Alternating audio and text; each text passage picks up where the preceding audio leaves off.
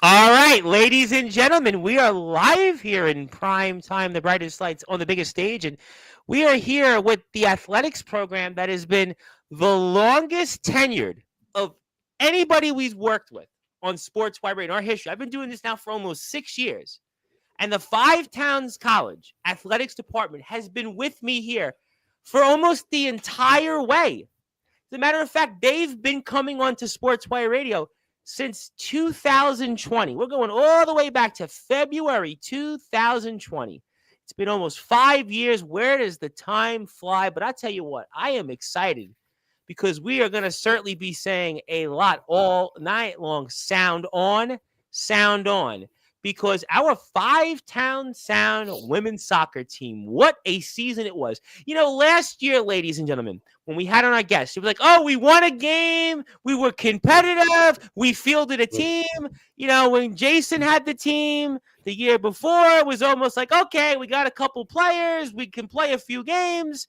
The year before that, it was a worldwide pandemic. Maybe we're going to play, maybe not.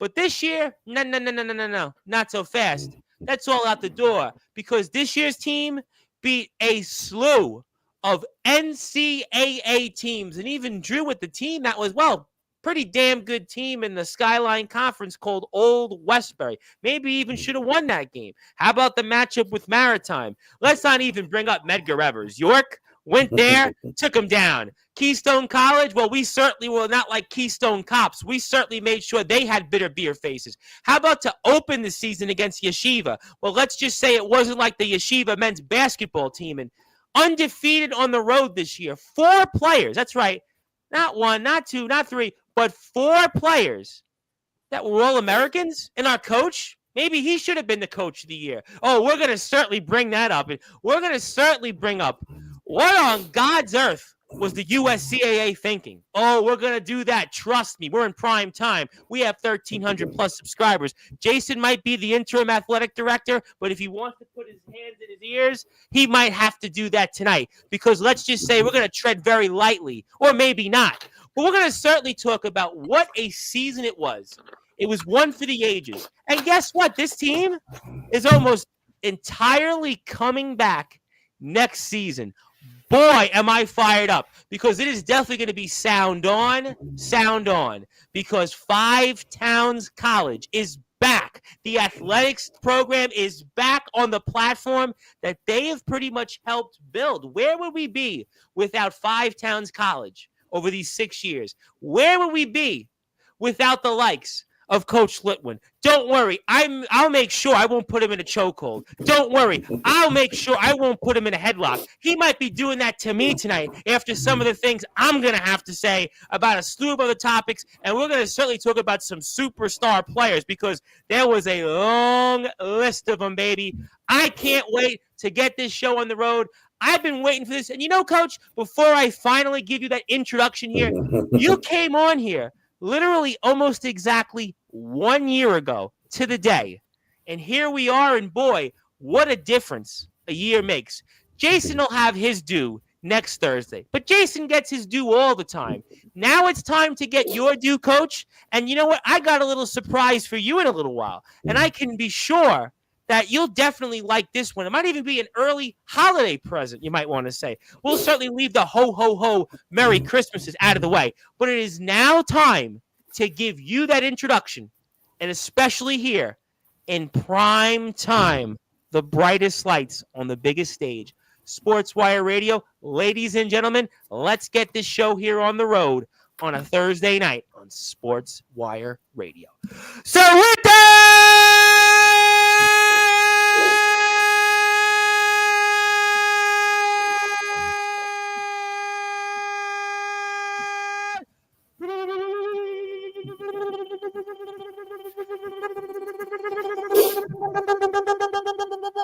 wait for it, further ado here on the Sports Your Boy.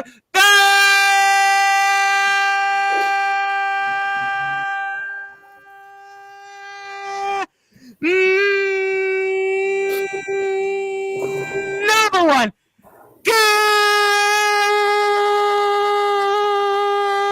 global sports show. A man that is entering his third year as the head coach of the Five Towns Sound women's soccer team. It is Sound On, because his name is simply Jeff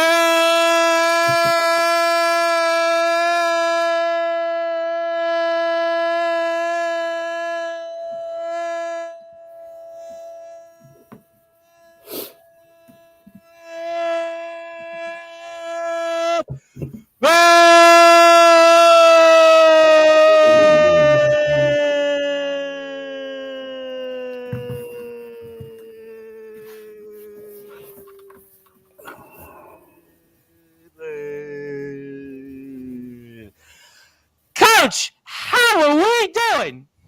I'm going to start timing the intros to see if he can get them longer each time. But I absolutely, they fire me up. They fire me up. I'm not going to lie. I've heard people say that they want to do it with me. I've heard people say that they've gotten longer. One of my guests this week said, "Do you ever think you might get a heart attack and die on the air?" And well, actually, in January, I interviewed somebody after you, and I went like this, and I thought, "Oh, this is the moment." But then I was like, "Oop, okay."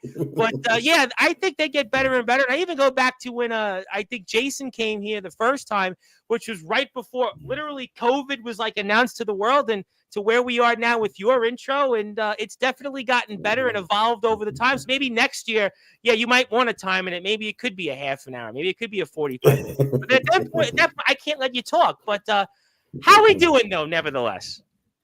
Oh, it's been a really good year. And if you'll indulge me for a minute, I do want to give a huge shout out to Coach Svierdorf and the Roosevelt Lady Riders, who my old squad had an undefeated season, made the playoffs for the first time since 2007, had a bunch of all-county players. It was just an amazing year for my lineage, so to speak, of soccer players, whether they were playing for me at Five Towns, whether they were still at the high school level, or even playing locally at other colleges, which I'm sure we'll get into because I had to play against a few of them this season. So, well, congratulations! 2007 big was shout definitely out to Roosevelt.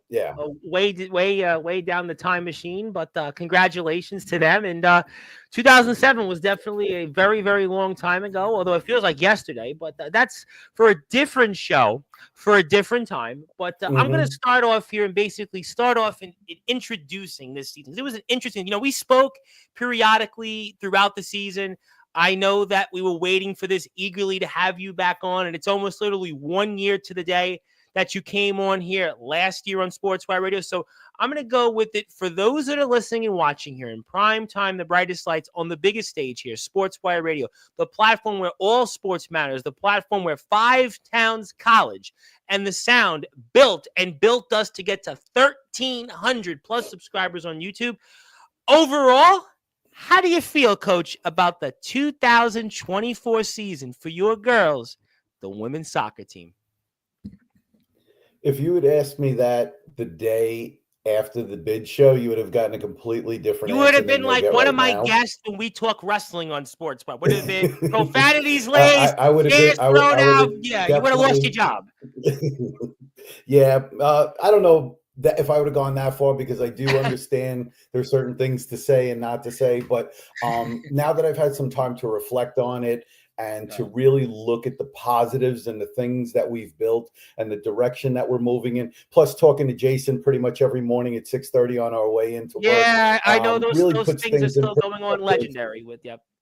Oh, absolutely. I mean, they put things into perspective, like when you really think about it, look where we were last year with a 1-6 record, barely didn't even finish the season. I felt like a pretender when I was named coach of the year, and then to go in a complete 180 direction and really build something that we can be proud of and continue to work on, where to the point where we're getting national recognition and girls are reaching out to me that want to transfer from JUCOs because they see what we're building here is, just when you put it into that kind of perspective. And remember, when I came in, I think we talked about it my first year, it was going to be a 4-year plan. So the fact that we were even sniffing around nationals in year 2 was way beyond expectations. I think also to that point, I go back because I've been here, covering Five Towns for 5 years almost. I mean, we didn't have a team, Mm-hmm.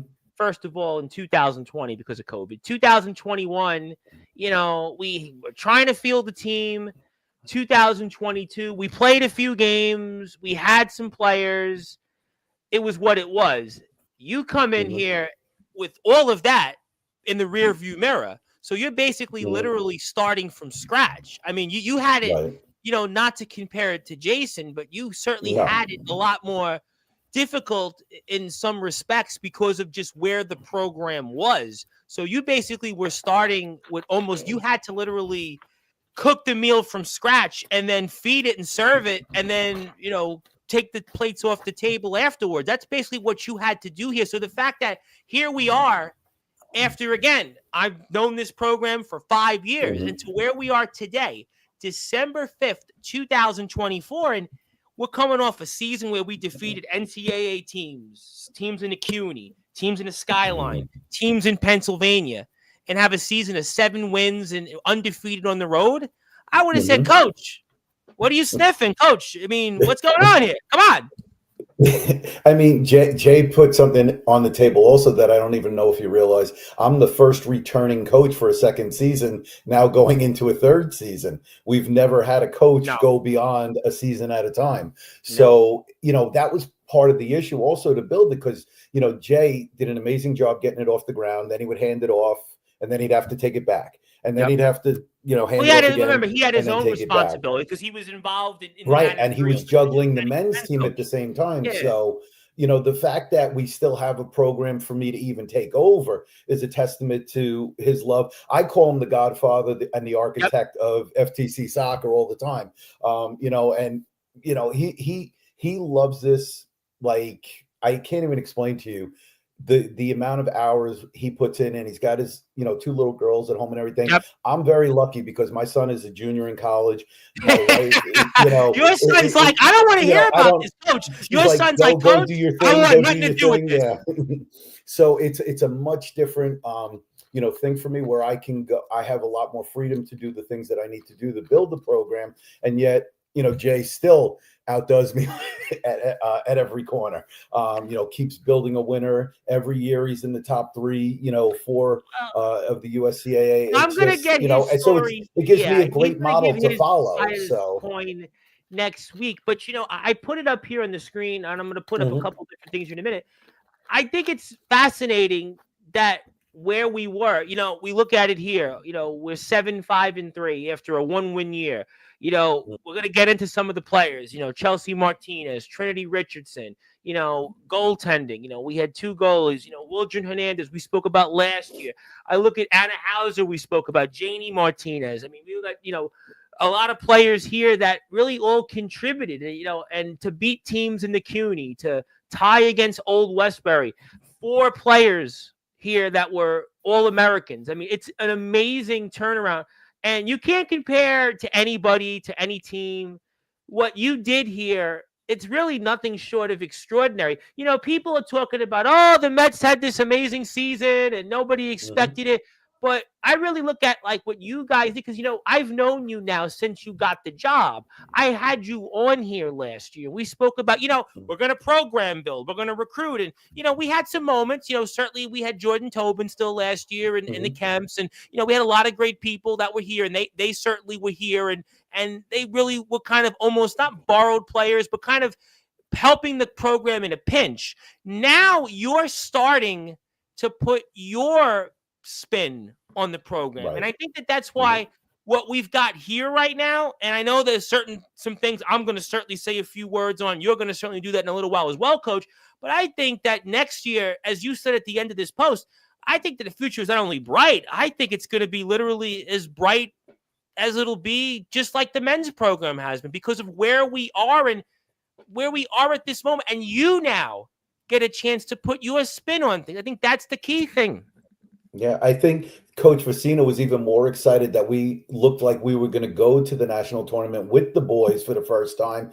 And it was really like a testament to everything that, he had done to build the program, to keep it going before I got here. And then he was like, wow, we got the right guy. We got the, and everything is moving in the right direction. And we have a chance to literally live up to our family logo and go down together. And it was just, he was probably more heartbroken when we didn't get the bid than we were, which is kind of hard to believe.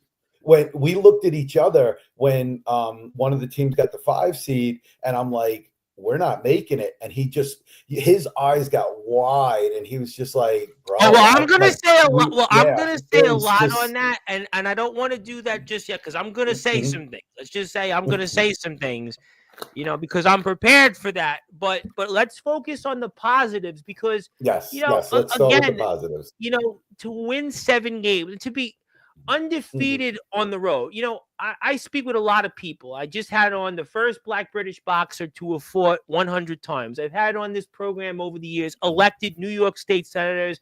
I had on Laura Coran when she was the county executive. I've seen people from all backgrounds. Mark Gubizar, Kansas City Royals Hall of Fame, and pretty much every single backyard, underground, and independent British wrestler that there is. But to go on the road, it doesn't matter. All those instances I bring up, I always ask the difficulty of being able to win and being able to succeed in an environment not familiar.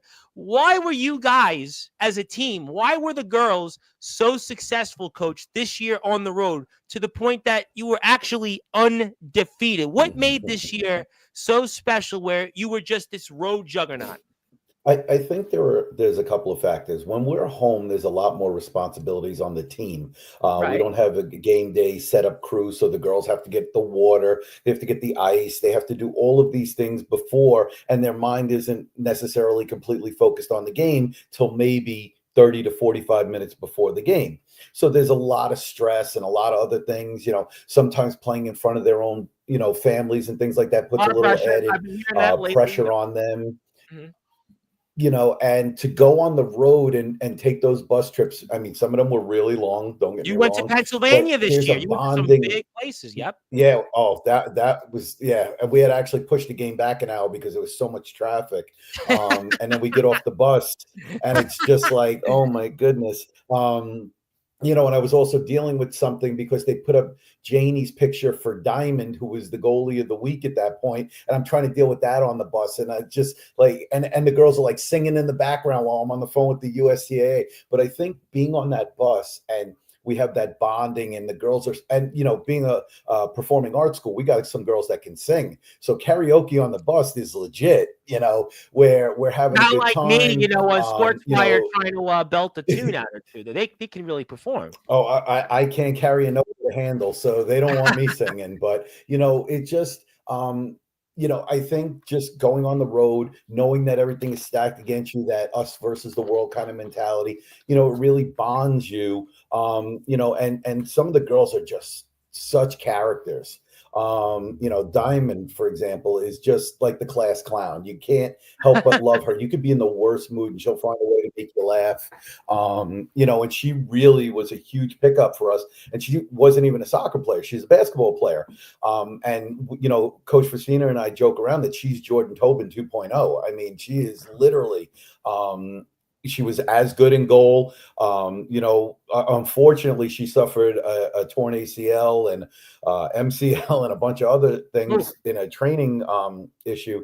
So we won't get to see her play basketball this year, but she is just an incredible athlete. And like I said, an even better kid. So, that was a huge pickup for us. And the other thing was with Jordan, we didn't know until kind of training camp that she definitely wasn't coming back. And we didn't have another goalie. I remember it was like we were hoping, we didn't know because of the situation with the job responsibility. She had to go. She was still working even while in school. So it was kind of we were hoping, but we just, you had to unfortunately look at it as like she was not going to be. That opportunity to play basketball overseas, and she had to take it. So, to keep her here was selfish on our part. So I made a phone call to Janie, and I said, listen, I know you've probably never done it, but I need you to step up and play goalie. and without hesitation, whatever you need, coach, and then we got her a little bit of training and everything. And then, one day in practice, sometimes it's just better to be lucky than good.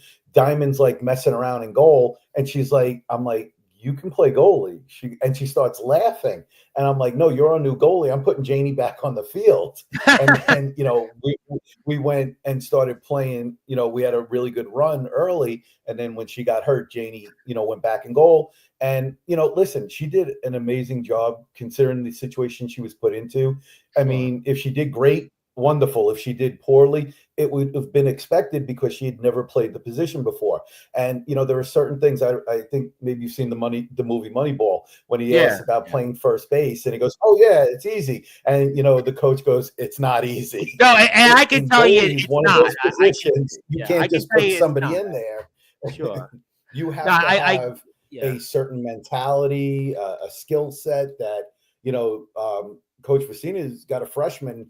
He was an all-state player. I mean, but then he's also coming from Stephen Paguada. He's just found this. Well, I think, Jordan, listen, Jason's got the name. Jason's got the United States amputee men's soccer team. Jason's got the name. So, you're never going to compare to Jason. But what you're doing here right now, Coach, I think is really just, a fascinating journey because of where the women's team was. I mean, this was a team, like I said, going back over the 5 years that Five Towns has been here. I mean, COVID's COVID, but there were years that we couldn't even field a team to get. Now here we are. We defeated several NCAA schools. I mean, that's fascinating that you were able to do that. I mean, I know last year was coaching the year, but I think this year you did a better job almost. One of the clips that you had put up was about learning more from losses and things like that. That really resonated this season, because if you remember, last year we played Old Westbury and we lost 8-2.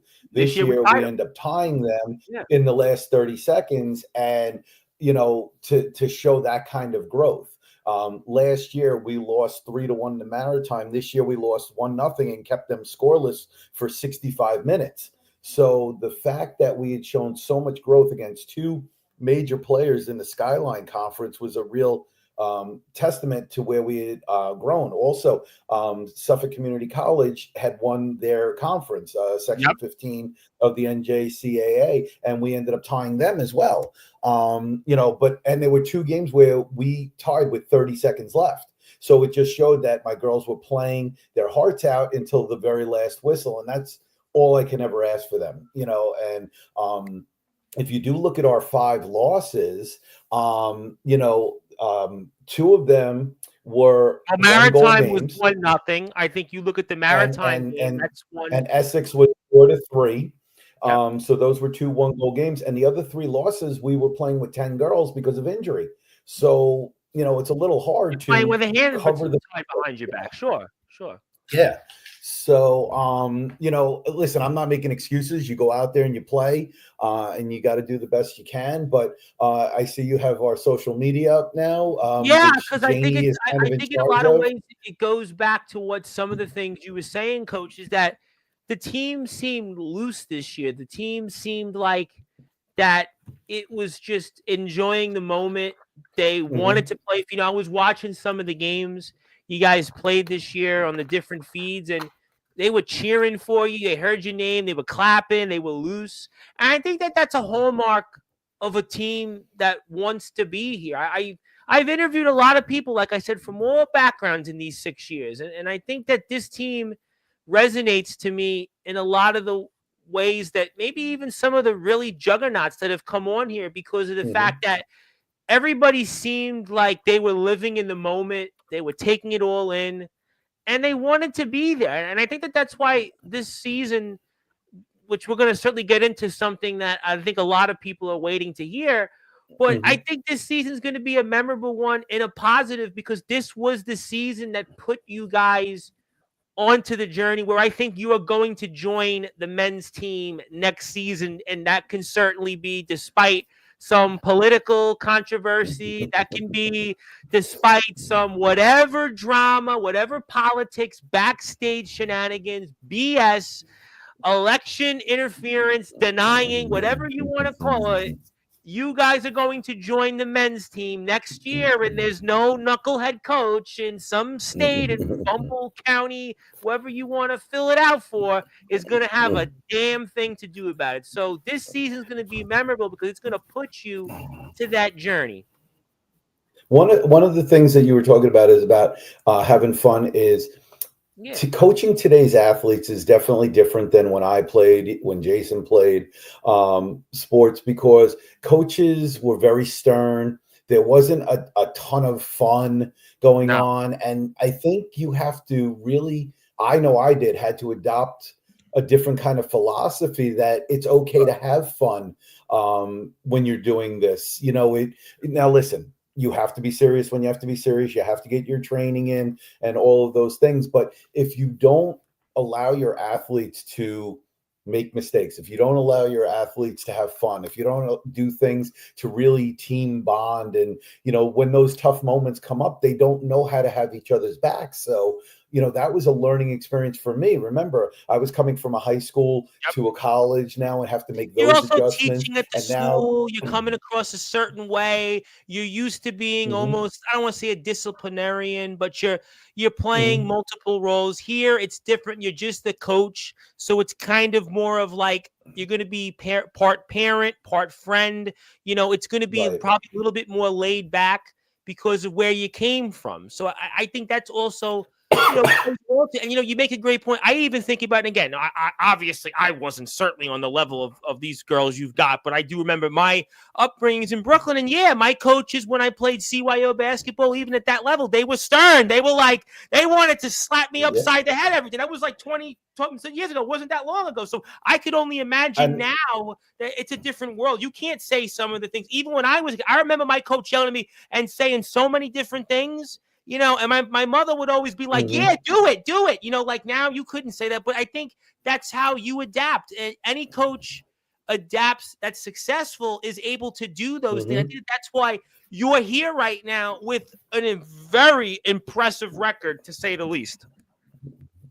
I mean, and the other thing is, some of the girls that had not really been outgoing, like Wildren Hernandez, she Our last year, yep. is one of my favorite people in the world, but people didn't get to see her personality because she's very, closed off. And all of a sudden, you see her running the video of a training session, and she's like laughing and being herself. And Trinity, who's very focused, all of a sudden, you see her making jokes and things like that. And I think, part of that goes back to also Janie and Diamond, being the leaders of the fun squad, so to speak, and kind of getting the girls out of their shells. And it literally made them play so much better because, like you said, they were loose. There wasn't that huge tension.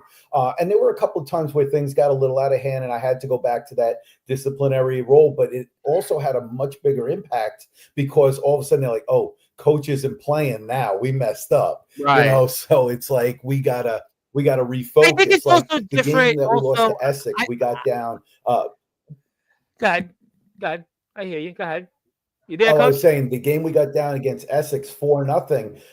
At halftime, I went crazy. I'm like, this is unacceptable. We're not playing the way we're supposed to be playing, and this, that, and that. I said, I'll just yank you off the field and tell the refs the game's over. And they're like, no, no, no, no, no. And we shut the team out the second half and scored 3 goals. And made it a game. But the point is that had we not, gotten ourselves into such a hole, Yeah. we maybe get a better result out of But I that think game. But also it was it's definitely tough a learning too. experience. Right. And I think it's tough also, Coach, in the sense that, these are still relatively new adults. These are, Yep. also athletes you have that they're not from Long Island in some cases. So they're in a totally different environment. So it's hard for Hmm. them to get out of their shell. It takes time. So I think that naturally as a team, you start to progress. And I think that that's what the team has done. And, you look back on this season, you defeated so many NCAA schools. I mean, Hmm. that's an amazing accomplishment. You beat Medgar the way you did. You beat York. I mean, York's a team that's obviously in the past had some success. We talked about even the tie with Westbury. Yeshiva you beat. I mean, what was that you think mean to not only you, but also the team as a whole to the fact that you guys defeated so many NCAA schools. What did that mean to you and the program as a whole? Well, when I was first hired, one of the aspirations of the program was to eventually move to the NCAA. I've been talking So, about that for 5 years here. Yep. right. So, whether that happens or not is not the point. The thing is that, there aren't a lot of USCAA teams around here. So our schedule has to be against NCAA schools. And when we can go out and compete against those schools, it is really uplifting because if you think of the level, that they're supposed to be at, right? And the CAA is supposed to be here and USCAA. Oh, it's like I was watching a video today. A guy was talking about how athletes are not respecting D2. Are you kidding? Like, you know what I'm saying? It's what you make of it. And D2, there's a we've lot seen of people D2 play schools pro that can from be D1 schools. I know. So, Doesn't D2 to me? I look at it like because I've covered all these levels. There are dozens of D2 players that have gone professionally and had amazing careers. Mr. Facina obviously knows a man, Mr. John Petroselli, D2 athlete, and he's still playing basketball overseas. So I mean, right. D2 to me, it's like Over in Italy, yeah. It's but it's important for the program that you had these wins. Girls know the almost magnitude of consistently beating these NCAA schools. Did they know how important that was? The girls. Yeah, Coach. I mean, because yes. I hear you now. Go ahead. Yeah, we kind of joke about it because you have your NCAA D1, D2, D3. Then you could technically have your NAIA. Then you have your USCAA. So I'm like, well, it's a running joke. We're D6 and we beat a D3 team, and obviously it's obviously not that, but it's the only way to explain it because it's just such a convoluted system with all of the different organizations and all of these things. So we kind of used it as fuel for fire that here we are playing the NJCAA Section 15 champs and we're competing with them. Okay, they've actually won something respectable, and here we are playing with them, and having a competitive game. Here's a team we lost to pretty significantly last year, and we're in the game, and we're competing. And we took such leaps forward. Let's talk about Chelsea and Trinity for a second here. Yep. We had two girls that were literally up for player of the year in the USCAA and had resumes that had they won it, nobody could have said anything. 28 goals and 74 points they had combined. Yeah. Yeah. I mean, and the other thing was them playing together 1 year and now going into a second year, they learned to work together. That was another thing I had spoken about last year is learning how to play with one another. And because remember, when you go to a high school program, you're playing with the same girls for 4 years and it's a process. You grow up, maybe even if you're from the same town, you might even play, from the age of 8 up. So you learn a lot about each other. When you get a college team together, you're pulling girls from all over the country, maybe even all over the world, and you're giving them 2 to 4 weeks to kind of get their stuff together and saying, all right, let's go beat some teams. Let's go have a good season. And it's one of those things where, now with a year under our belt and the training and all the stuff that we're adding, and we'll add some more stuff next year, it builds up, but then you kind of got to keep reloading now, where, people move on. I'm very lucky. We're only losing one senior. But that doesn't mean other girls won't move on to other opportunities and things like that. It's one of those things that it's not like a high school team where unless they move, they're going to be there. Right. You get that continuity of the 4 years to have them. But, I think it's important what you said, Coach. I'll get to the chat here in a few minutes. I'll let the chat say a little. There's some people wanting to talk to you, and I'll get to them in a minute. But, I think, Coach, it's also important that you noted, what, listen, it's not like, if I'm a D1 school at the highest level, I can pretty much work out with my team. Now there's the NAIA and there's money involved and there's sponsorships and all that. With you guys, pretty much, it's like, okay, we start the season at the end of August.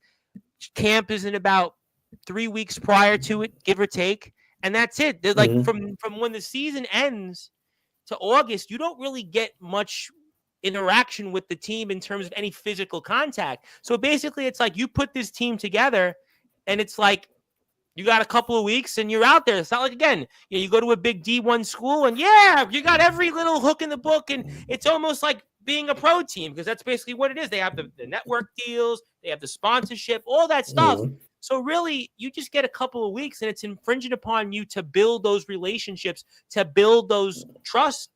And that's why I think what you did here is still so important, to have it right off the bat. If you would have said to me this year, we were speaking a bit before the season. We spoke here and there during the season. Not like Jason. Jason's like superstitious, like don't talk to me until afterwards. Now he wants to talk, which is fine. But if I would have said to you this year, we won 3 games, maybe we get 4 if we're lucky, I would have been like, you know what? That's a really great year. We're building in baby steps. They always talk about baby steps.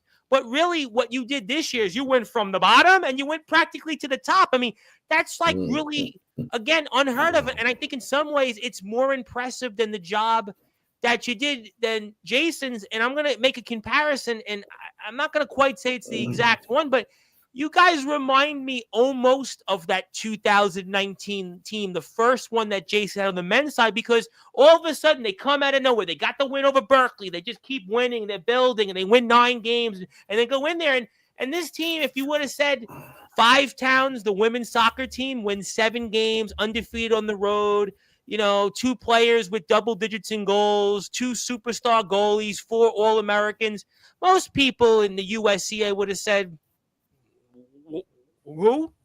But you did all those things. And I think that's really speaks to where I see the comparisons to, in a way.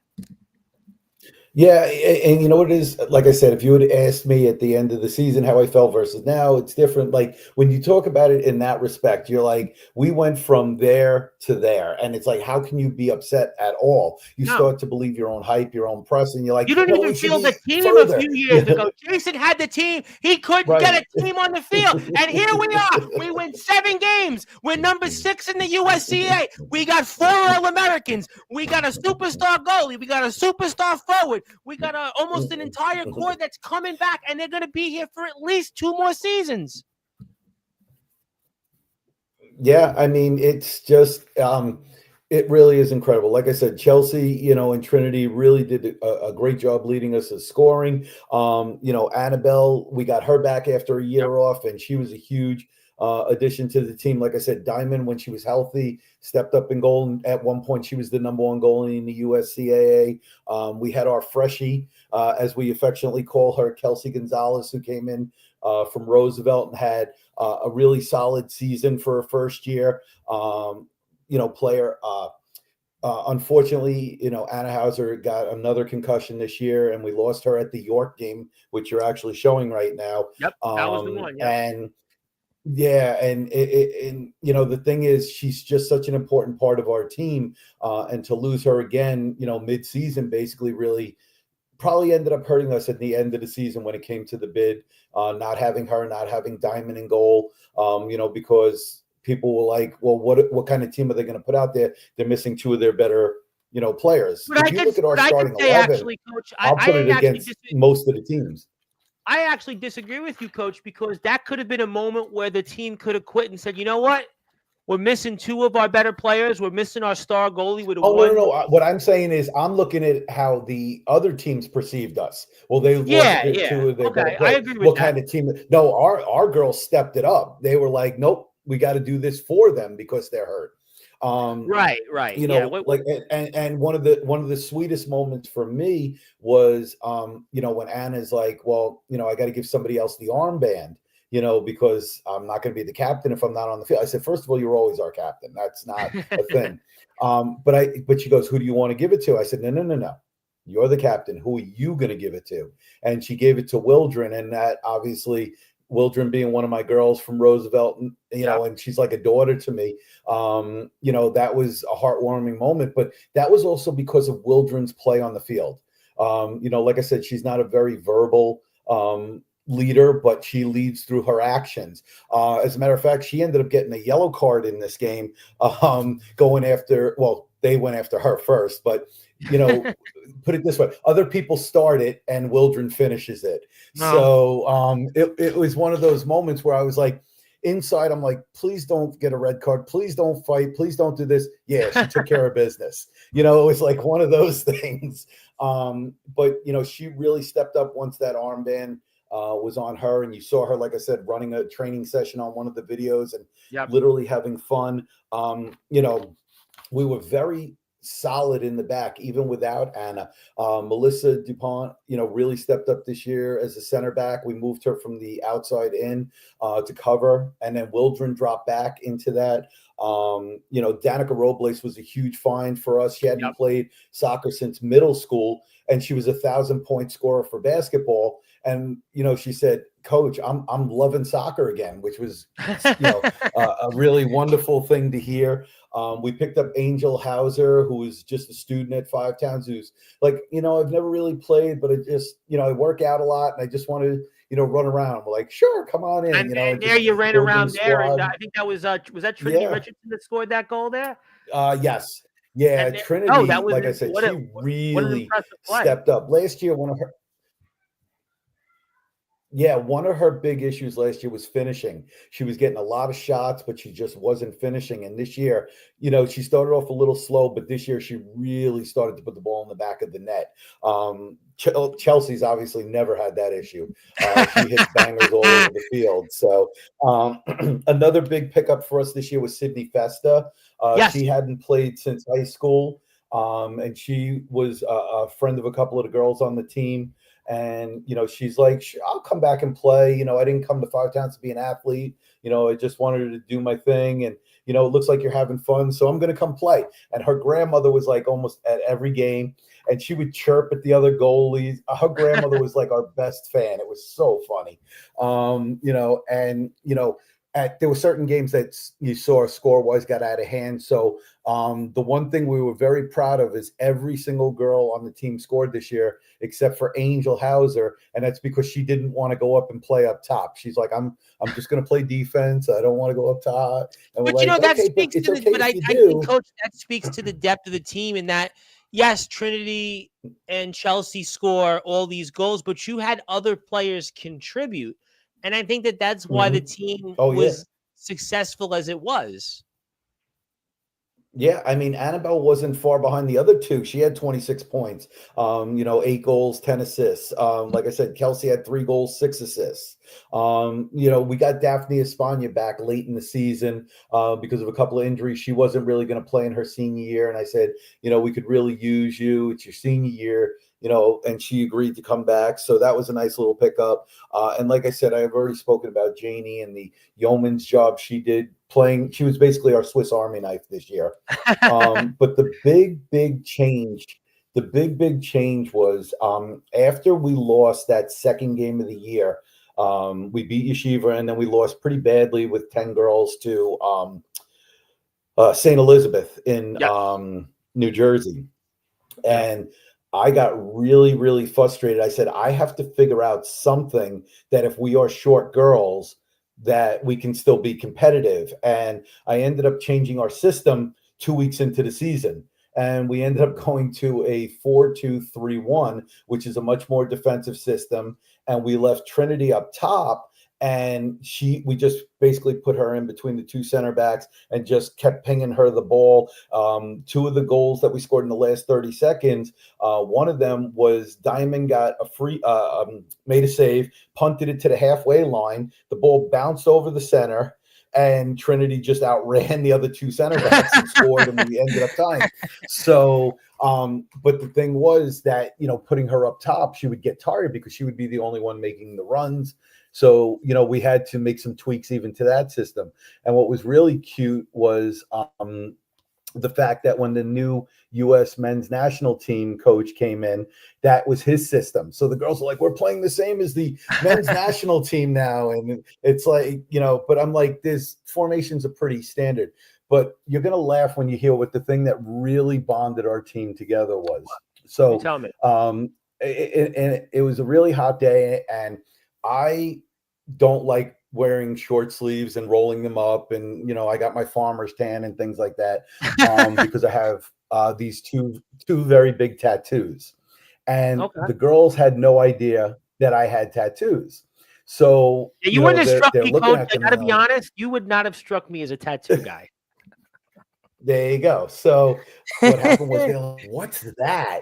And I'm like, "Oh, that's my rhino." And they're like, "Well, why a Well, we rhino? have that Of in the all the chat. We'll animals in get the to the animal chat in a kingdom, few minutes. We're gonna get to that, but yeah, go ahead. yeah, why a rhino?" And I said, "Well, the rhino is the perfect animal for overcoming adversity." I said it has a horn to charge through obstacles. It's got thick skin. It may be slow to get moving, but once it is, there aren't too many things that can He was a stop it. pretty good wrestler too, And by the way. the girls, yes, and of course the wrestler Rhino from ECW and Yeah. WWE and WCW. Yep. Kind of had to root for him. Also, there was a Rhino bowling bowl. I'm an avid bowler, so Yes, there were a yes. lot of connections. And then I had one of our number one fans, this person Donna Leone, who Donna's here in kind the of chat. We're ran gonna with get it to and Donna. Yep. made. Oh, she made stickers for the girls that were like now the Five Towns Sound Rhinos, and I didn't give them to the girls because I had a whole gift idea, and we just got so caught up in the chase to make the national tournament that I didn't get to do it. But I will eventually get the girls their gift and their stickers and things like that. And that was like, and it became part of our chant. It's like 1, 2, 3 FTC, 4, 5, 6 family, and then it was 7, 8, 9 rhinos. And I'm laughing about it because it was this total like significant thing to my life, but then the girls adopted it, and that really obviously meant a lot to me because I didn't know at first if it was starting out as a joke or whatever, but they really kind of took to it, and it was a really cute moment. It really kind of solidified us. So Well, you don't never you know what's worry, going to Coach. motivate a team. Well, Coach, don't you worry. I'm gonna have a gift for you and your entire team, but you just stand by for that. There's still a lot to get to, but it's time for me to get to the chat. And if you don't know who I am, now you're gonna know because my name is the Reverend Tom Bryce. I am the host of the Sports Report. I am the owner of Sportzwire Radio. If you are here right now, you can give me a like and a follow. I'm on Instagram at the Sports Report 2021. I'm on YouTube here at Sportzwire Radio 6570. And I'm on TikTok at Sportzwire Radio. And I have been covering 5 towns and its athletics program for 5 years. They're the longest tenured of any sort, anybody we've worked with in my career. And that's why we're honored to have here Coach Littwin on the show. So let's get to the chat. I got a lot of people here in the chat. My friend Zilla, who knows nothing about soccer but wanted to be here, wanted to say hello. Thank you, Zilla, for all you do for us. Zilla loves the wrestling, but we got some soccer right now. We've had boxing and soccer the last few days, so we're, broadening our palette a little bit. Once again, we are Sportswire Radio. Donna is here. Always a pleasure to see Coach Littwin doing what he does best. Family, caps lock, spaced out very well. Great season. You better believe it was a great season. Not this year. Yep, we had a great season. Oh, my. Coach Littwin for the win. Want to say hello to my buddy out in the great state of Pennsylvania, the YBW Breakouts champion who was here last week, Magnum Carter, who shared our show on Facebook. He would like to say hi, gave you a few nice words. So one wrestler already giving you a few kind words. Don't worry, he's not going to hire you as his manager. Just put it that way. You got a job at 5. I definitely got lungs, and I'm going to continue to have those lungs until the day I croak. But that's here. Hello to Magnum. Hello there. Want to say hello to my guest Tuesday, who was here Tuesday from also here in the Northeast, Mr. Austin James, who was just wrestling in GTS, and he was just out there with speaking of ECW legends, he's going to be on a show with Nunzio next Saturday. So you'll see him with Nunzio. Hey, very forget nice. about Very it nice. there. Forget about it. Fully blooded Italians. My buddy Woo Riders from Northeast Florida. I always get him confused with the other guy who's from Jacksonville, but he'd like to say hello. Thank you for that. Donna's loving the interview. You better believe it. And hello there. Somebody would like to say hello to you. How you doing, Coach? How you doing there? And Danica Robles, one of our star players from the great state of Texas. That's my girl, Danica. I love Danica. Danica's from Texas. Danica would show up to practice with a drink and a snack for Coach. Wow. She knew the way to coach his heart. She would show up with a drink and a snack.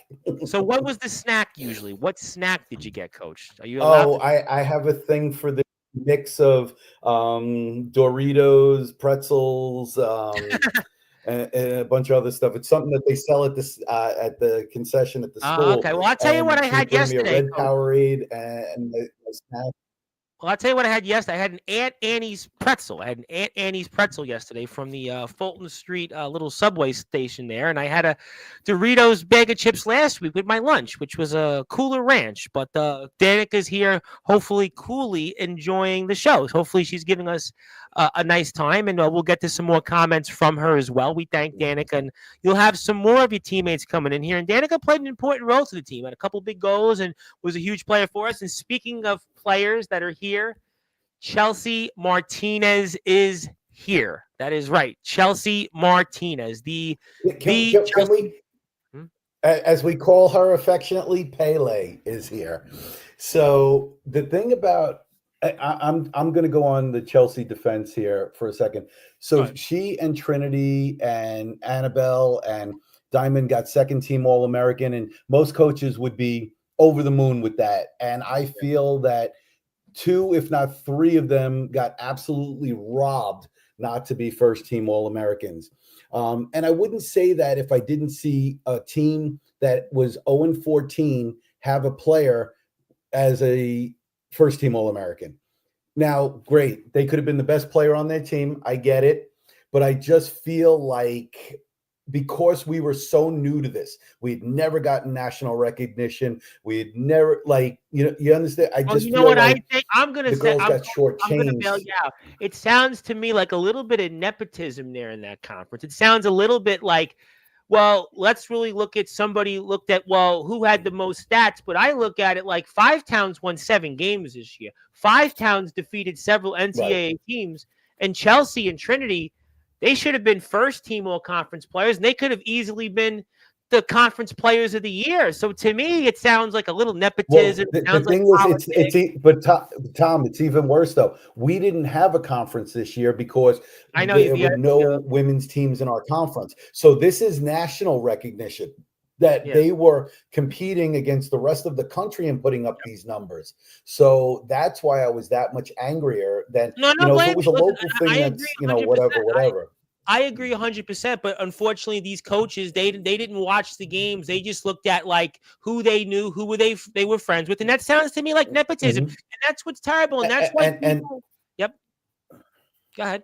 And the first thing I said to the girls when we unfortunately didn't get the bid was, I hope you understand this is now our fuel and our fire to take us through the off season, to train our butts off, and put up a resume next year that they can't deny.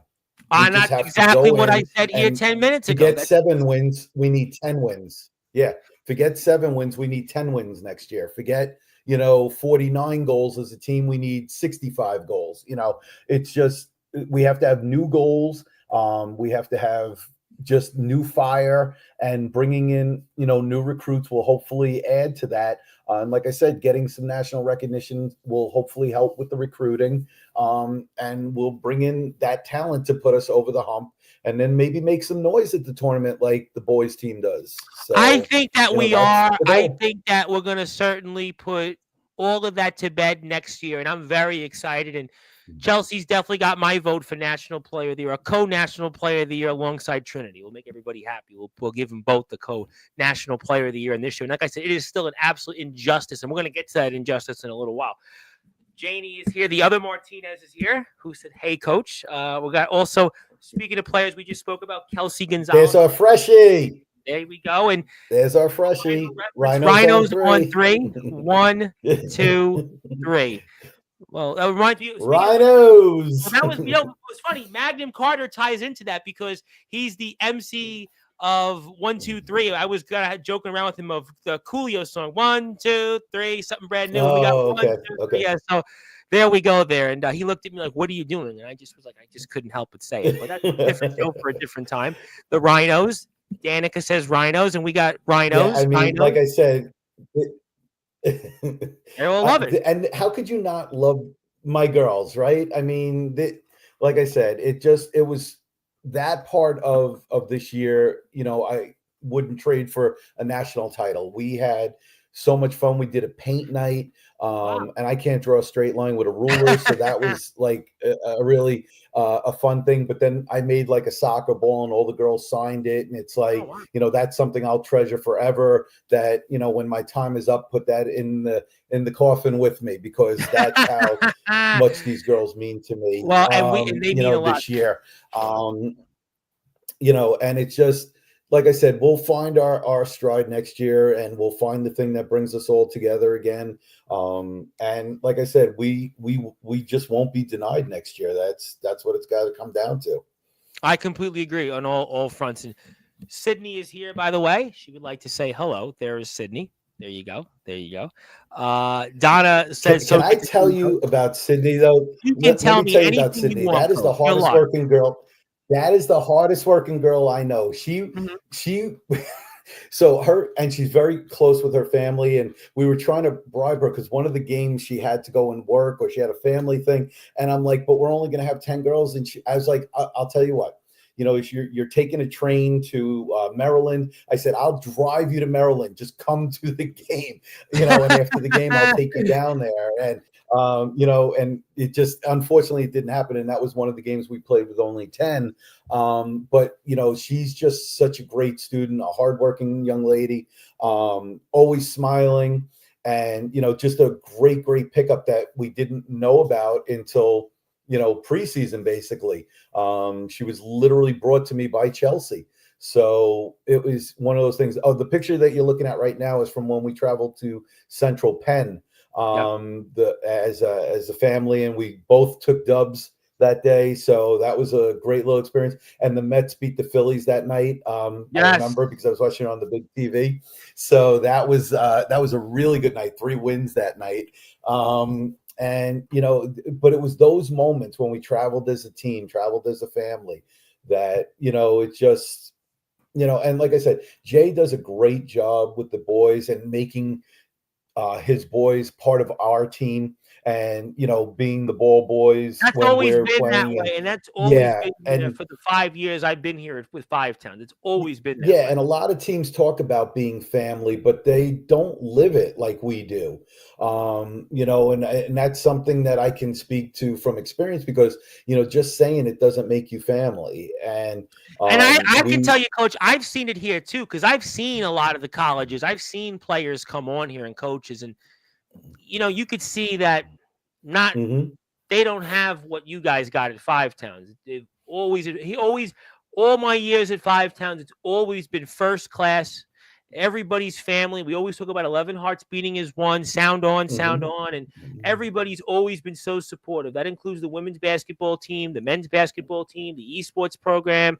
I mean, Yeah, everybody's always been together at the Five men's Towns. basketball team. So the bid day, we had the TV set up in the downbeat at the school, and the men's basketball team showed up to the bid show to support both of the teams. So we could talk very easily about the things we don't have at Five Towns, with regards to what some other schools have. But when you really look at it, at the end of the day, to have the things that you can't put a price on, like No, that family, absolutely. like that And I support, believe in Five Towns, in that's why we've been here and we've been so successful. And I think that that's Mhm. why we've built a culture here. We've built family. Some people talk about family and they don't know what family is if it was hit right in front of them. Here at Five Towns, And that's what listen, you can't pick your family, but in this case you can. We recruited our family, so that's the thing. When people will ask me, like, I'm dealing with some international organizations, and they're like, well, what are you looking for, as far as a player goes? I said, a good person first and foremost. Somebody who's team first, somebody who is going to get along with other individuals to make them teammates better before themselves. And they're like, you're asking for unicorns in this day and age, to a certain extent, because there's a lot of me. And I said, yeah. nope, they're out there. I found them. You got an Like I unbelievable said, for team. Janie to step up and play goalie, and to give up offensive stats, and say, whatever you need, coach. And for people to put their work schedules on hold till the weekend, and to do these things, you can't put a price on that. No, and that's why you guys at Five Towns have always been to me the one athletic program that I want to cover. The one constant in all my years has always been Five, because I know at Five Towns we live it. We don't just talk, we walk that walk. We go out there and we show why we're family. We go out there and we take care of our players. We work together. We are together. And that's why we're 11 hearts beating as one. And that's why it's sound on, sound on. Yes, thank you, Donna. Everybody's got the rhino. Donna's in the chat. Donna's made her presence felt. Munchie mix. There it is. I knew I could count on. There you go. And knew I could count on coach ever. Best can I? You know what? I have to talk about Annabelle for a second. And then I got to present you something. So go ahead. Annabelle had to sit out last season, and we had spoken throughout the off season, and I said, look, I'll take a chance on you, but you got to come through for me, not just on the field, in the classroom. And she's like, Coach, I got you. And this Thanksgiving, she sent me a text, and it's a private moment between Annabelle and I, but literally, I don't get emotional often. I'm a son of a soldier, so it's boys don't cry.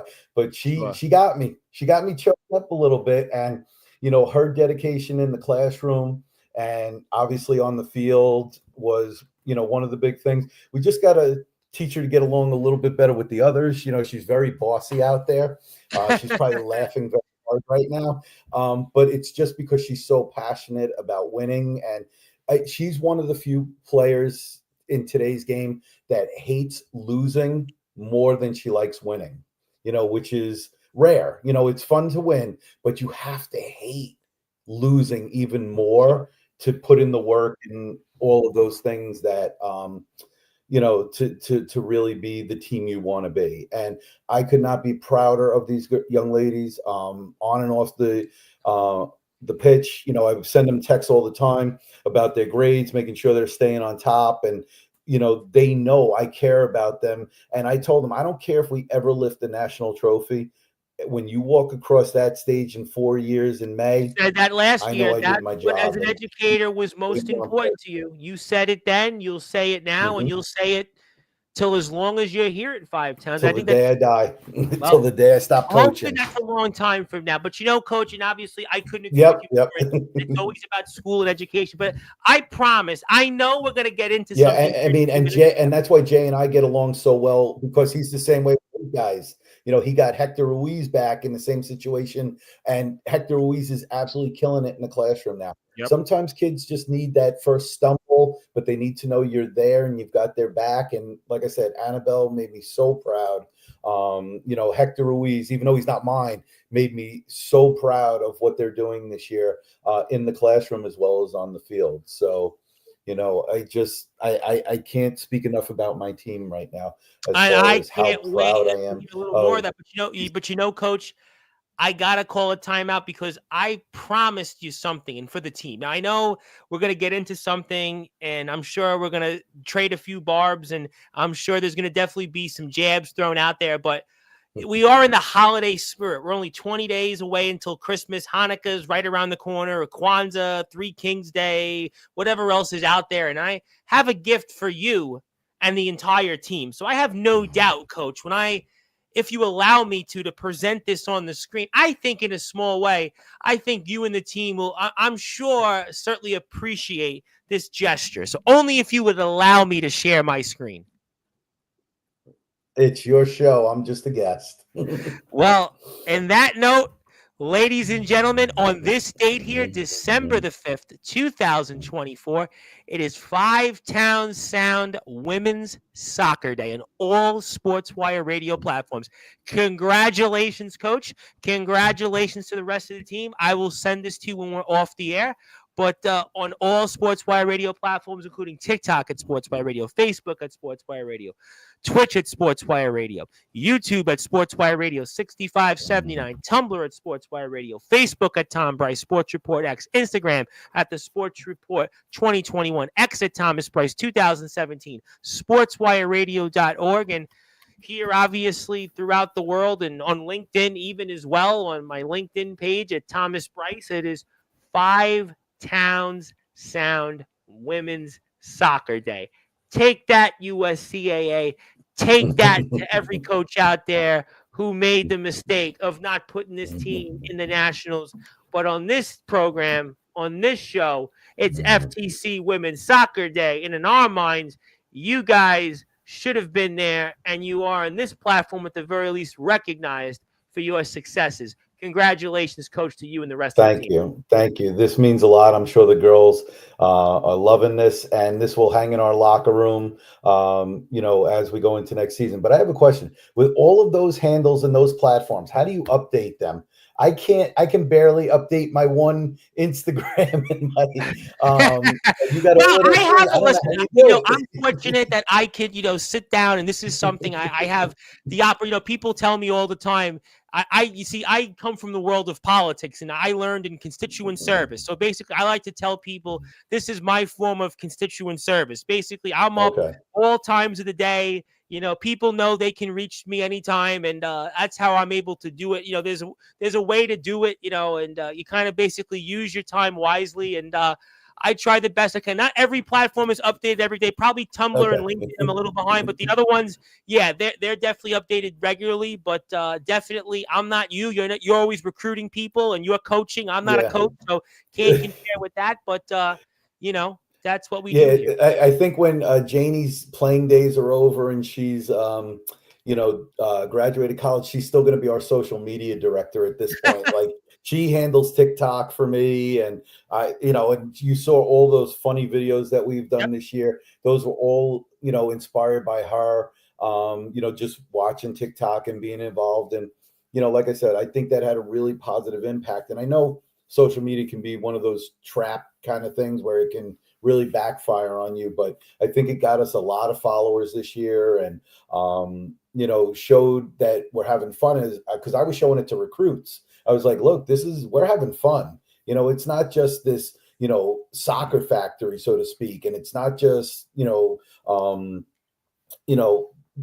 drills and kills. It's literally, we're having fun. We care about one another. We're worried about your education, all the things that I would hope that parents would want to hear beyond, just putting out a good product of soccer.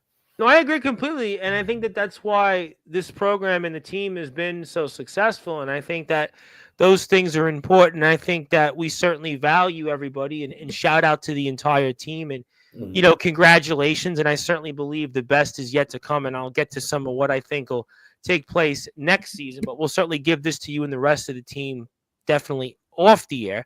But I think the other thing is I have to give a shout out to Donna for something else, because as I took on the SID role, what happened was, it's the greatest job. No pay, no title. Just do the work. I've been doing this for 6 years, and only just recently I've started to get residuals from my social media. So I understand. So one of the things was putting up the match day posts. So I had to become well versed in Canva in order to. Yeah, I don't know a thing about Canva. I know nothing about that. Right. Nothing. So out to my friend Donna, and she's like, no, you're doing great. She's super supportive and everything. And she was kind of showing me how to do all of these things. So if it wasn't for her, we wouldn't have had a lot of the stuff that we have on Instagram. And, I was trying to pick, the girls' pictures from Media Day and put all of this together. And, during Hispanic Heritage Month, obviously I wanted to celebrate the girls in their countries. And, it's just all of these things that are coming together. And like I said, I have to give her a huge shout out, because she's a social media and website guru. And once again, I'm 53 years old and I'm learning new tricks all the time. So, if I didn't have people in my life, I don't know what I would do. So. Well, you're definitely doing a great job regardless, and congratulations to the rest of the team. I will put up the Instagram and the TikTok links here back up in a few minutes. And if you are here, you want to hit a Yeah, Sportswire Radio 6579.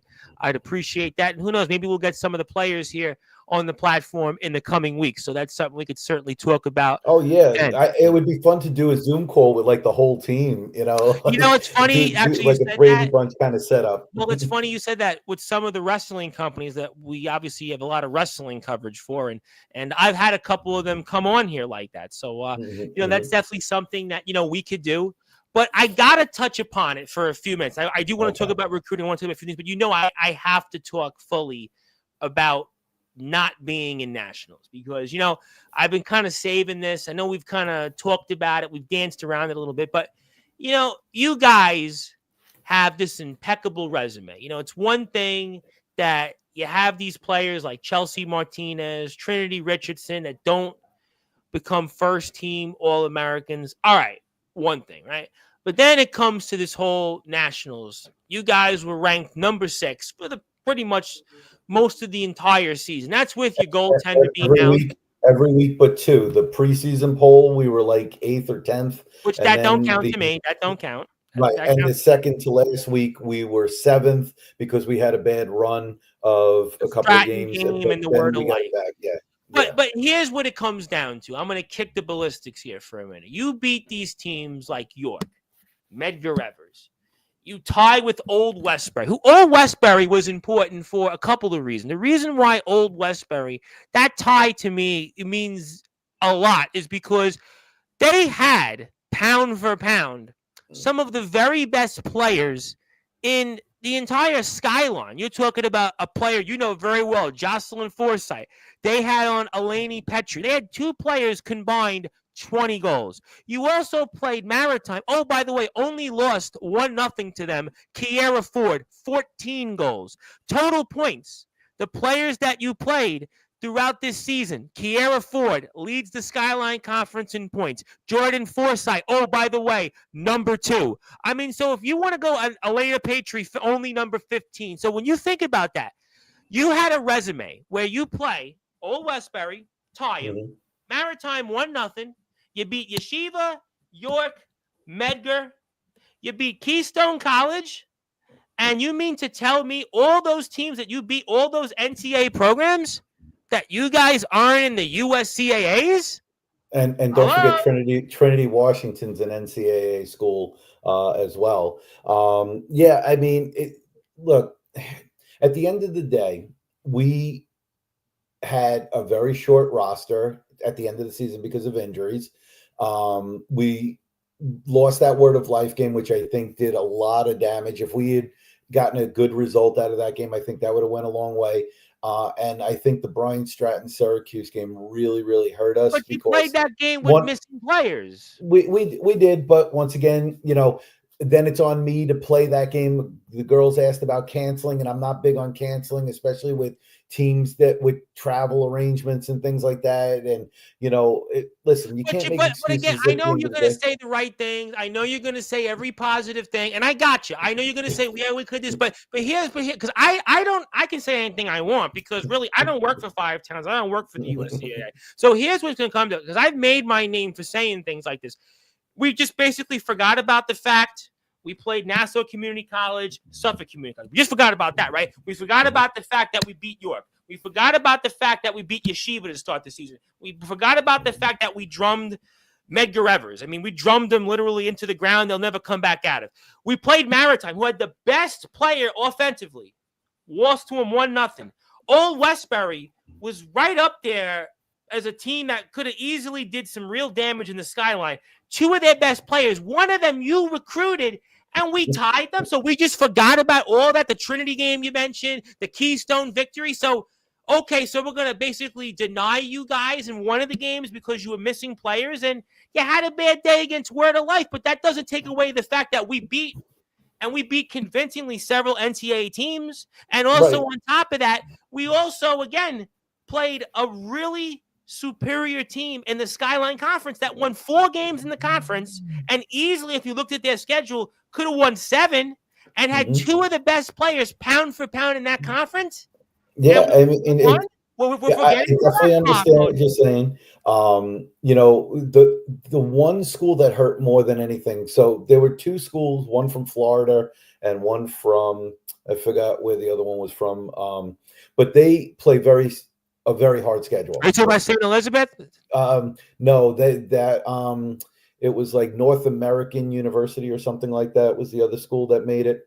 But the thing that was the most upsetting was when Carlo got in, and because Carlo lost 6 games in a row to end the season, and I didn't want to get too hyped about it, like, oh, that's really good for us or anything like that. As a coach, you got to keep your emotions in check. No, I And always, understand. You got to play the part. I got but it. but when they announced them not as the 6th seed, but as the 5 seed, and said this, and I quote because it is seared into my memory, and the hometown team with a 3-12-1 record at the time, the 5 seed, Carlo University, and I looked at Jay and I went, "You've got to be kidding me!" But that goes back to my point of Yeah, nepotism. That it goes just back to politics. but right, and once again, not that I have confirmation on this, but Carlo played Brian Stratton Syracuse, who we unfortunately lost to pretty badly. Only lost to them 3-1, and I think that carried a lot of weight with the commission and with the the committee. And at the end of the day, it's on us. We just have to put together a better resume. And Listen, Coach, you're a great guy, and I get it. Jason's gonna watch this eventually, and I get it. This isn't like usual shows on Sportswire. We can throw jabs, we can say whatever we want. No, I got it. I understand. You're gonna do the very diplomatic thing, and I would do the same thing if I were you. But Carlo University, we're gonna hang in on. They lost the same game, the same team you played, but we're forgetting again. Once again, we're forgetting. Should I tell you how they did at the tournament? They probably lost like 70-0, I'm sure. They lost 9-0 and 7-0. And there you go. Of course. So, but listen, you guys weren't picked because Right. Five Towns is this school that wants to jump the ladder. Five Towns is a school that's not going to be. I know the game. They don't want to be. We got to pay our dues. At the end of the day, we got to pay our dues. It's a very old school mentality. Yeah, and but that's why you know what I'm going to cut you off for a second, respectfully. And this is why I'm going to cut you because I don't want you to say anything that's going to incriminate you.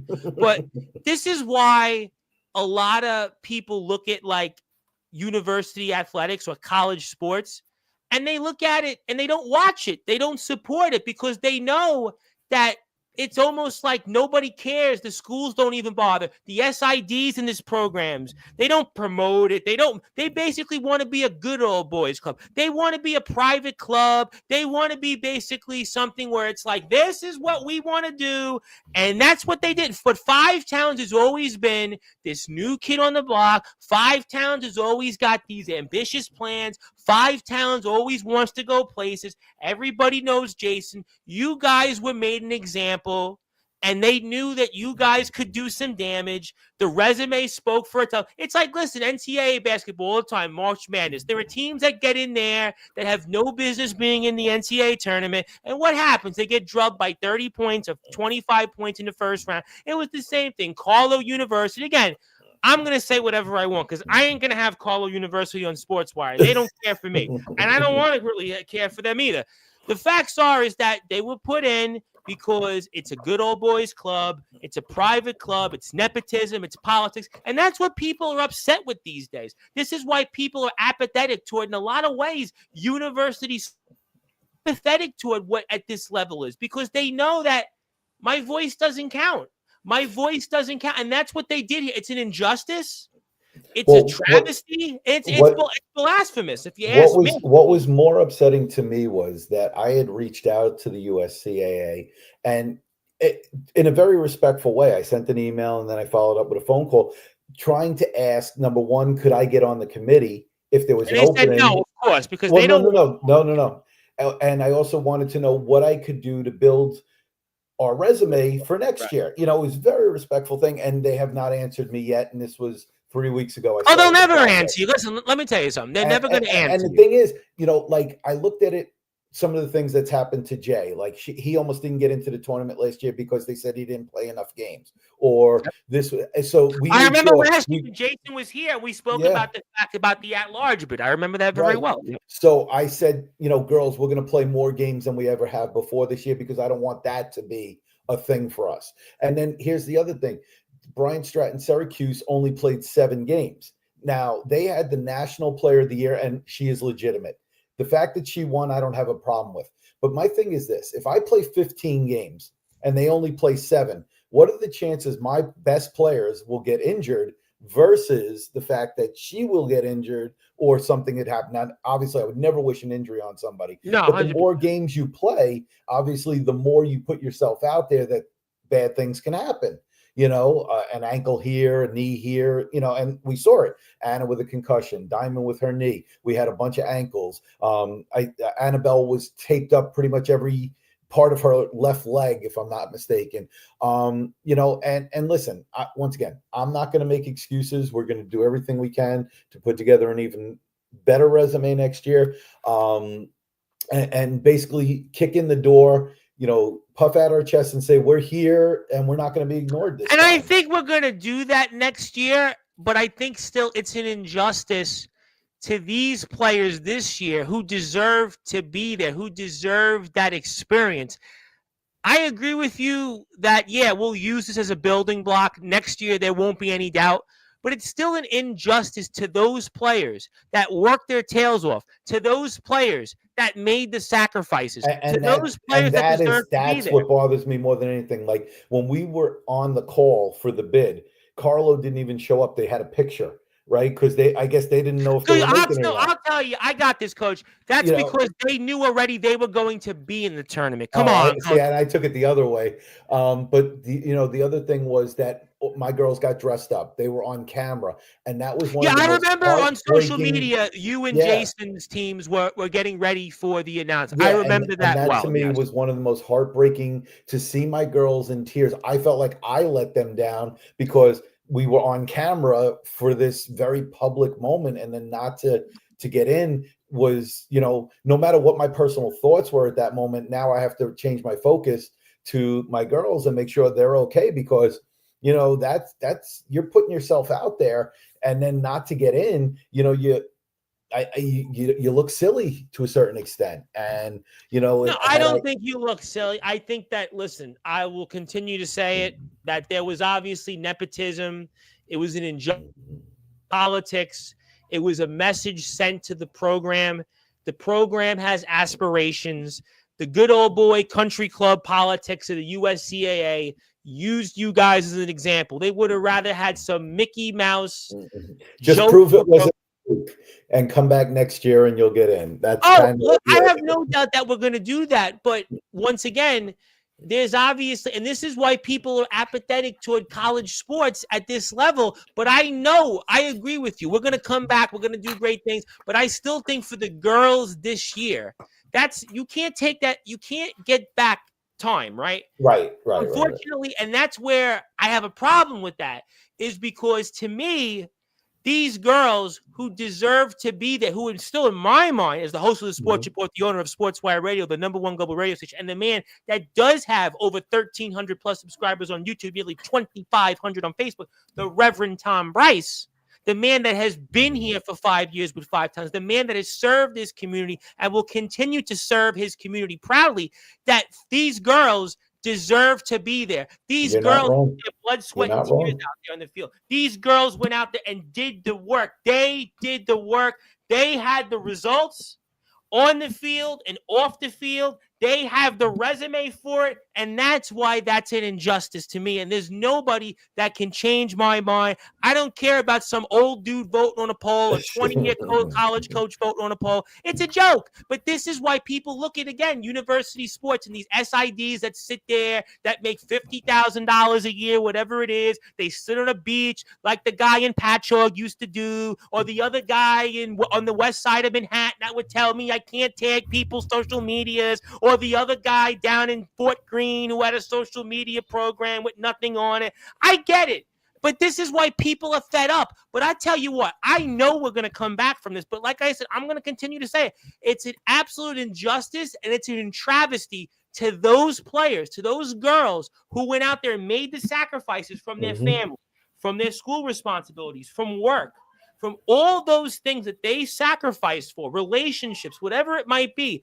They deserve to be there because they put the work in and the results speak for themselves. You can't tell me that anybody else that got in there didn't have that resume of beating Yeshiva, Medgar, York, didn't go out there and tied Old Westbury, had two of the best players, Jocelyn Forsythe. You also Kiera Ford at Maritime, Elena Patry at Old Westbury. You can't tell me about what you guys did against Central PA. You can't tell me about Keystone didn't matter. Yeshiva didn't matter. They all mattered. And that's why, to me, this is an absolute injustice. You can't tell me anybody else out there. Brian Stratton, okay, fine. But, all these other schools, Florida National, you're telling me that they didn't beat 4 NCAAs? Come on, they didn't. It's a joke.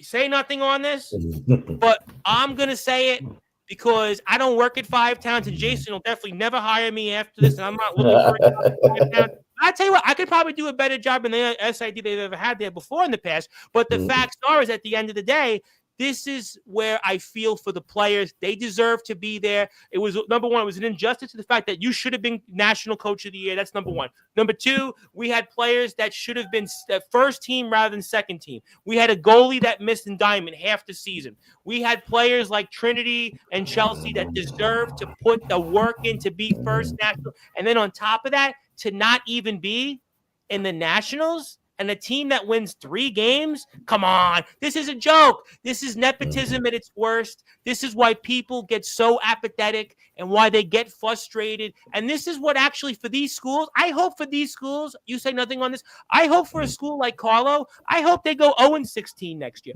I hope a school like Carlo, no, seriously, I hope a school like Carlo gets no recruits. I hope Carlo has coaches that basically go from this and they become an intramural squad. I don't care to me, but this was a message sent. But we're going to learn from it. I tell you what, we're going to learn from it, but I'm going to move on in a positive. We saw an amazing season. We won 7 games, all these things. So how do we build on this for recruiting coming up in 2025? Let's talk about that to transition. One of the things that I'd spoken about earlier was girls are actually reaching out to me now, which is kind of nice, obviously. The other thing is I've spoken to our team and I said, you're my best recruiters. You have girls at your old high schools. You have friends that may have gone to other schools and might not be happy.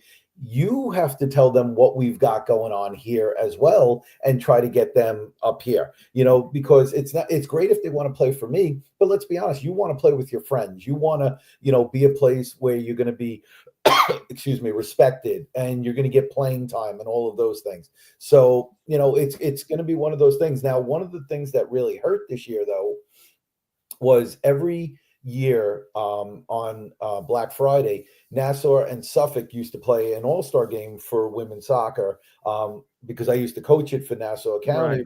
I was still at Roosevelt, and this year they didn't have the game at all. So that was a big lost opportunity for recruiting purposes. The other thing, and last year we were fighting the uphill battle with the FAFSA. So, it hasn't been a smooth recruiting cycle yet for me in 3 years. But yet we're still managing to do it. We're going to continue to move forward. I'm working with a couple of international organizations as well to try and get players. We did move to the D1, so we're hoping to get some athletic money out of that, which will hopefully entice some players to come as well. But, at the end of the day, we'll get there. We have a great base. We're not losing, too many players. Like I said, just Daphne as a senior. And so far, I don't know of anybody else. But the most important thing is to really get to that tournament for Chelsea and Sydney, who will be our 2 seniors next year. And that's the mission at this point.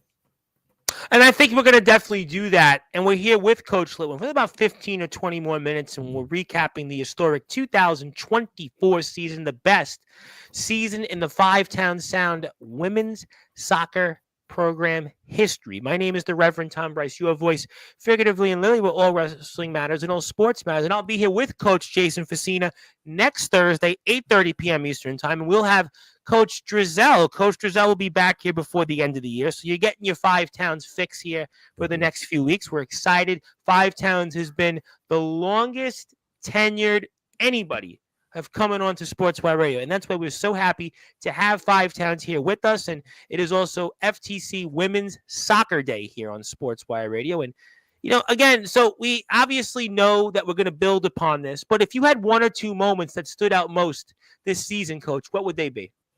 The 1-0 win at Keystone was something to behold. What was supposed to be a 4-hour bus ride ended up being a 6-hour bus ride. We had to literally get off the bus and play the game. They held possession of the ball for like 70 minutes, and we hit them on a counter and won the game 1-0. And the joke of the game was that I had the best run of the game because I literally started with the ball in the back and ran literally up the whole sideline until the midline, and when we scored, and the girls were like, "We didn't know you could move like that." The couple that were on the bench, and it was just one of those really fun moments. Unfortunately, one of their players got hurt pretty seriously in that game. But she was like a really sweet girl, and I felt bad. We also only had one referee that game. But let me tell you, he did an amazing job. He did a better job than some of the 3 crews that we had this year. So that was obviously, a really amazing moment. The 2 ties, the one for Trinity and the one for Chelsea in the last 30 seconds. That was great. And then I had a really sweet moment with Jocelyn Hernandez, who played for Old Westbury, who was my captain at Roosevelt. We met before the game, we hugged, and we talked about, how, I had obviously no ill will that she, went and did what was best for her education. And then after the game, I had a little fun with her. I said, if you were playing for me, you would have been on the winning team. And she goes, "What are you talking about?" And she goes, "We tied." I go, "Yeah, they tied with you. I tied without you." So, and I did that to a couple of Brentwood girls at Suffolk as well, who I had recruited, but they went to Suffolk. And, but hopefully after they spend their 2 years at Suffolk, they'll come over and play. But it's a lot of fun now seeing these girls that I knew as high school players growing up. One of the recruits, which is really funny, I get her PSA the other day, and I'm like, I know this name, but there's no way it could be the same girl, right? Because she graduated like a bunch of years ago. So I call her and I go, "Is this, da, da, da?" And she goes, "Yeah." And I'm like, "This is Coach Littwin of Five Towns." She goes, "Yeah, I'm really interested in playing soccer." I go, "I have a crazy question. Did you play at Elmont High School, wear number 6?" And she's like, "You remember all of that?" I go, "Yeah, I was the Roosevelt coach." She goes, "Oh my God." We had this really cool moment. So here's a girl that I played against who was a really good player for Elmont High School, who, worked and did some other things, and now is coming back for her education and wants to play soccer. And, I get the benefit of now working with her instead of working against her. Like they said in Rocky 3, right? It's a pleasure to work with you instead of against you. So, so that was, that's a good thing. I have a young lady from Grenada who we're trying to get here. She plays for the Grenada national team, U17 team. She did play at a couple of schools here in America already, but she dealt with some real unfortunate incidents of racism and things like that. And I said, "Well, you're not going to have to worry about that here." So she's really excited. We just, it always comes down at the end of the day to money. So we just got to make sure we get the best package for them and get them here.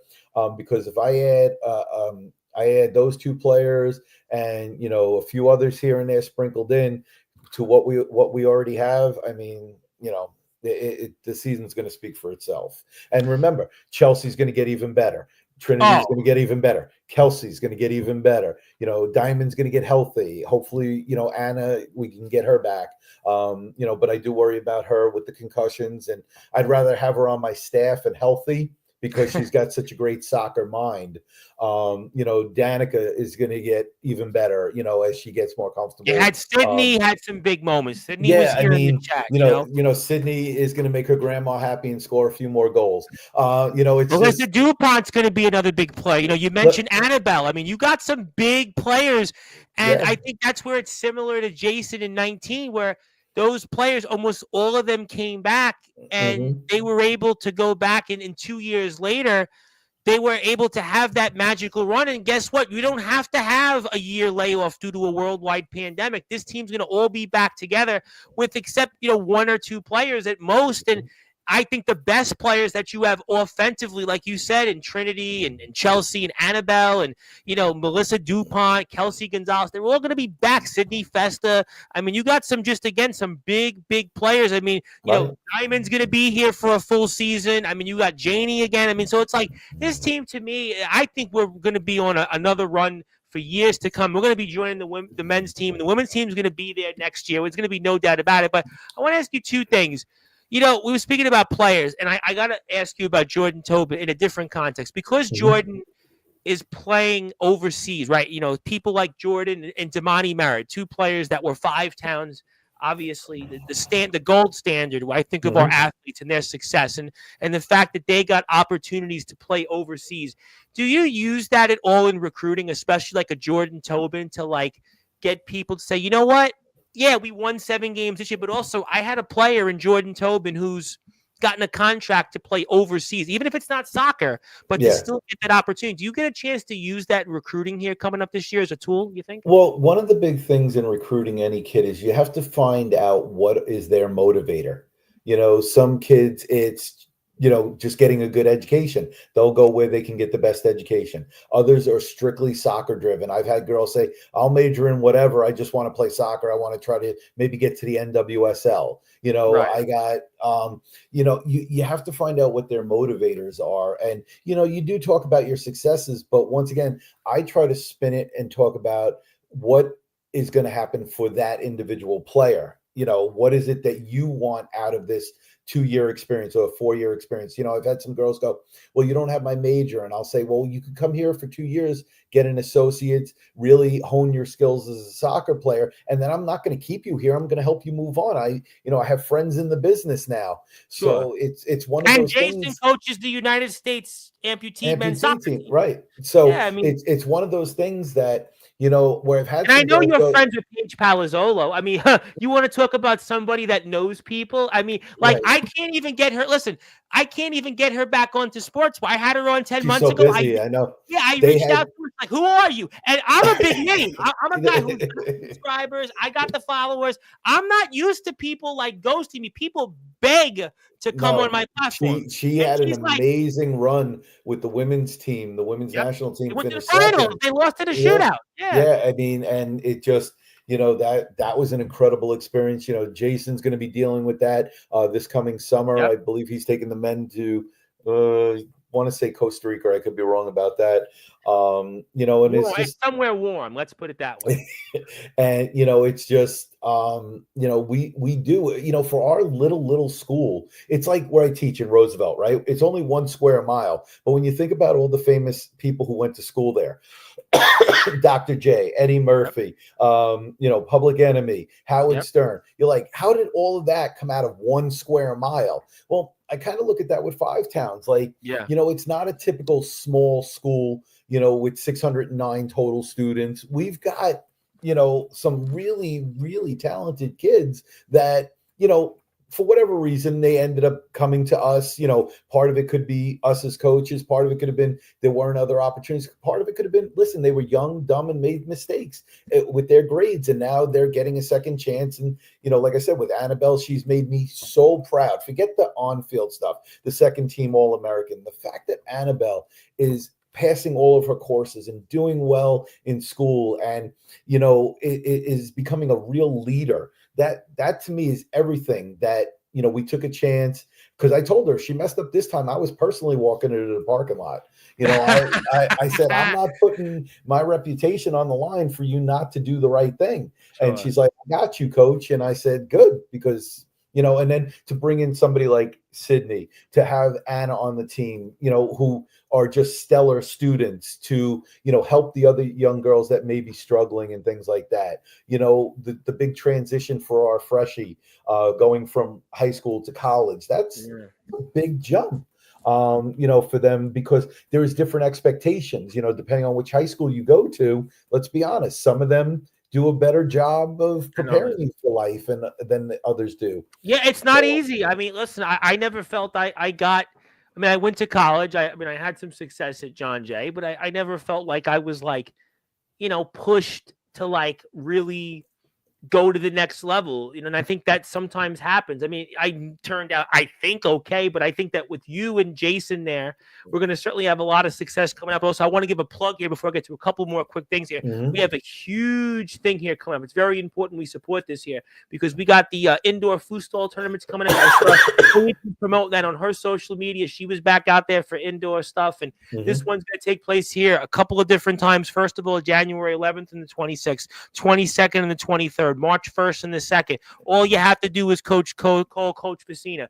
$250 fee. That's basically peanuts. I go out there and a family of 4 to dinner. That's going to cost me more. You go out there, you're getting 5-on-5 games, high school division, 20-minute games, 3 games guaranteed. It is anybody that wants to go out there and show their skills and show us here what Coach Littwin and Coach Facina to have for them coming onto the team. All you have to do is go to FTC Women's Soccer, and I am very excited about this. I know we're going to talk a lot about this with Coach Facina coming up here. If you want to go to the women's soccer page on TikTok and also on the schools page, you can do that as well. So one more time, we have the football indoor tournaments, the indoor foosball tournaments are returning January 11th and the 26th, 22nd and the 23rd, and February, March 1st and the 2nd. You're bored, you're snowed in, want something to do. This is exactly the thing for you, and it's only a $250 team fee. Like I said, you go out to dinner, take out somebody nice, you're going to spend more. This is why you want to be there. Call Coach Facina, call Coach Littwin for more details, and we'll get you set up there. And those are my Canvas skills. I created that flyer. So well, there are a lot better skills than I would have had. Let me tell you about that, Coach. The other thing is now I established our YouTube channel. So our games that were videoed now, you can, we have 41 subscribers. If we can get to 50, we can start going live. Where can we go to the YouTube? We're at Five Towns. Five Towns College Soccer. All together is one big word, the at. I got it. You see our crest, so I'm gonna put the link up right now because I got people here in the chat. I have it right in front of me. So you just got 3 subscribers from me because I didn't know what the page was, but there we go. Five Towns College Soccer. You can watch some of the videos here. You got some stuff from the Medgar game. You got the men's team, you got the women's soccer stuff, a lot of footage here, a lot of highlights. And there's the futsal tournament from last year. If you scroll down a little bit more, you'll see, we even film indoors. So the high school kids get a little bit of love as well. I'll tell you what we could do, Coach, one of these days. I know Jason will never do this because Jason, he's always busy, but maybe one of these days we'll do a watch along with you. We'll watch the game and, we'll talk about, they do the Manning cast now and, let the girls get a chance to comment on it. So my girls would be all over that, live, like, how they mic up the coaches and they talk to them at halftime. My girls would be all over that. Right. Janie, you're still on. I know you're all over that. But I'll tell you what, one of these days, I'm definitely, Tom, my big thing is getting you out in the summertime to our training. Well, you know what happened? Well, this year was not the girls. Well, I'll tell you what. This summer was not a good. I'll be honest. This summer was not a good summer for me. I had a thing in my community that happened. I was getting like I don't know if I was getting like harassed or something, and it was like a weird summer, and it was very hot this year. But next year, I think I'll be in a better spot. I have to bring all my equipment with me. So maybe Sportzwire Hard Knocks with FTC. Well, I'll tell you what, you're convincing me. So I'll have to get out. Even though I don't drive, I'll come out to Dix Hills and I'll bring my tripod. I'll bring my mic. I just bought a new mic. So maybe we'll do that if it's not too hot. I'll be honest, this summer was not like a great summer for me. This was really like it was almost like I was back in Brooklyn again. It was just like it was the hard knock life again. It was like I thought I was gonna like fight every day in the street. It was just random stuff. But that's a different show for a different time. I want to ask you two more things. How important was Gabby this year? Gabby adds so much. The problem with Gabby is that she can't give as much time as she would like to. When she is there, it is so amazing because she runs amazing training sessions. She gives the girls nutrition plans. We spoke about that last year. Yep. And she's just, unfortunately, this is not her main job. Sure. We've talked about this. This is the most full-time, part-time job I've ever had. I know. It's you're 24/7 on call. Yeah, I mean, my phone is constantly blowing up, and my wife thinks I have a girlfriend because I'm always on it, texting with people and recruits and things like that. But it's one of those things that, it just, to have Gabby there is amazing. The thing is, though, if I could get her there even more, you would see an even bigger increase. It's hard right now. So, maybe I can find a way to get her either more money and more involved, or, it's one of those things. But, when she is there, she's also, like sometimes I might be a little softer on the girls. And you need that balance, somebody who can relate. Gabby's mean mom, and I'm, daddy's little girls, right? That's our dynamic. It's what it is. So, and listen, I get it, but she played at Malloy with, Facina and them. So she comes from a strong lineage. Her best friend in life is Donna Kay Henry. We've spoken about in life. So, she has a very certain mentality, and her expectations are even higher than mine with regards to the way things need to be done. So where I'm trying to have a little bit more fun and make it, this, she's like, it's just a different, but it's good because we have that balance that it's not everybody thinking the same way. She can come to me and she could be like, Coach, I don't know if this is working. Let's try this. She's not a yes person. And I know sometimes on coaching staffs, the head coach wants yes people.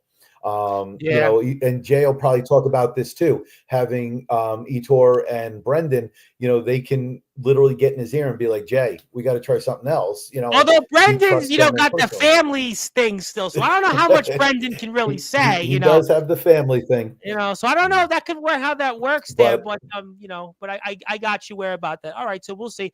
Let me ask you this before I get to closing thoughts: is there anything that you want to say to anybody watching this? Anything you want to say to the girls or anybody out there that supported the program this year? Anything you want to say or leave them with tonight? Just a huge thank you to everybody who came out and did anything that helped us move the program in the direction that it's moving in. Like I said, my friend Donna and all her help. And, like I said, Sydney's grandmother being at the games and all the parents that showed up, obviously, Kelsey's parents, they made empanadas one day, it really is such a family atmosphere. Janie, like I said, for stepping up and handling the social media, Wildren for stepping in as a captain, Trinity and Chelsea having those amazing seasons along with Diamond and Annabelle and just everybody, Melissa. I could talk about these girls. I literally love them. I love the passion that you have. I think the passion speaks volumes. That's why I was really excited when you got the job.